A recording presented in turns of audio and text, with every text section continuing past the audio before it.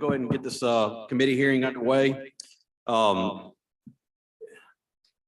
If you were not present during the floor action earlier and heard a kind of an overview of the project, I'll be happy to go back and explain some of those things, but I'm going to try to basically go through the bill, the bond bill, and give you the sections that are pertinent and what they're doing for this project. Section 1 starts out and basically identifies on line 631. It starts to identify the projects and the capital investment of not less than $2.5 billion and the creation of 1,000 new full-time jobs and the average annual salary of not less than $93,000 per job. Section 2, it talks about each of the individual projects in that area. Section 2 deals with the public procurement and speeding up the projects for contracting for the roads and sewer and water infrastructure work. Section 3 provides some language on the small minority business program contracting. The authority will work with the company and they will host an industry day. The small business disadvantaged business division of MDA will participate and help with that with the company.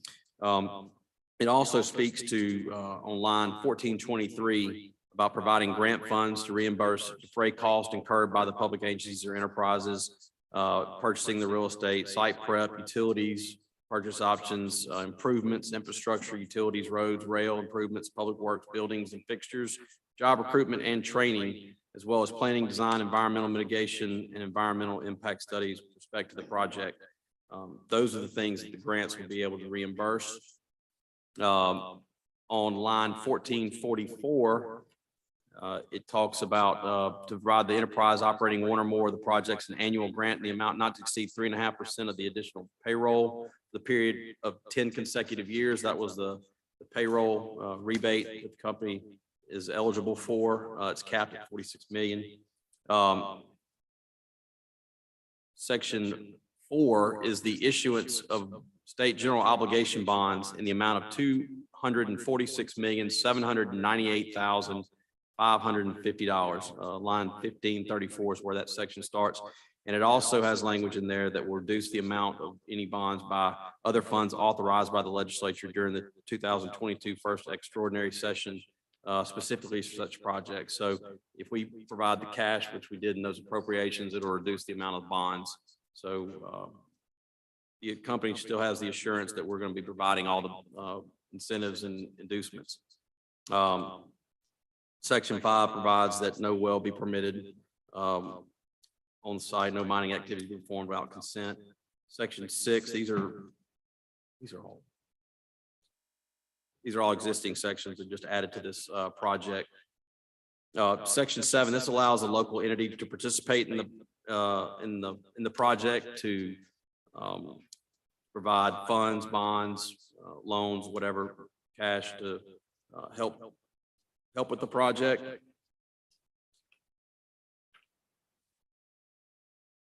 Section 8, starting on line 3261, is the sales tax exemption.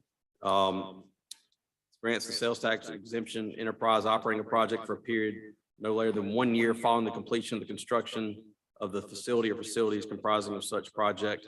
All personal property fixtures, including without limitation, sales leased to the enterprise its affiliates of. So that's the sales and use tax that we talked about earlier that they're going to have all through construction and then for 12 months after construction. And then that goes away. Section 8 deals with county bonds, starting on line 3787. Section 10, exemption from certain policies regarding acquisition of real property with public funds. Section 11 and 12 is the fee in lieu of franchise tax. We talked about the franchise tax being capped at $25,000 a year until it phases out in 2028. That starts on line 3944. Going to county, section 13 allows the county to bond indebtedness. It provides that bonds issued by a county for a project are exempt from the debt limitation that applies to the counties.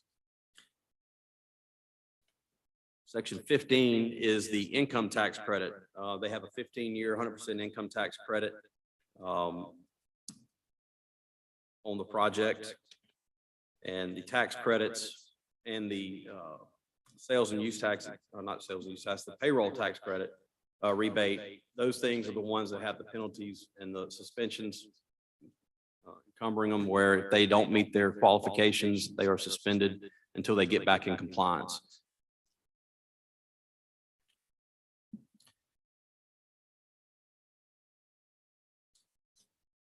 Section 16, disposal of airport properties by airport authorities, gives the authority the ability to sell the land. Section 17 is the effective date of the bill. So it's kind of a highlight of the bill, and I guess I'd open it up to any questions right now. If anybody has any questions, we can go back through it and any specifics of the overall project we discussed earlier on the floor. Are there any questions? Seeing none, Senator Blackman has a motion. Motion is title sufficient to pass. All those in favor signify by saying aye. All opposed? The ayes have it. Motion to rise and report. All those in favor say aye. Opposed?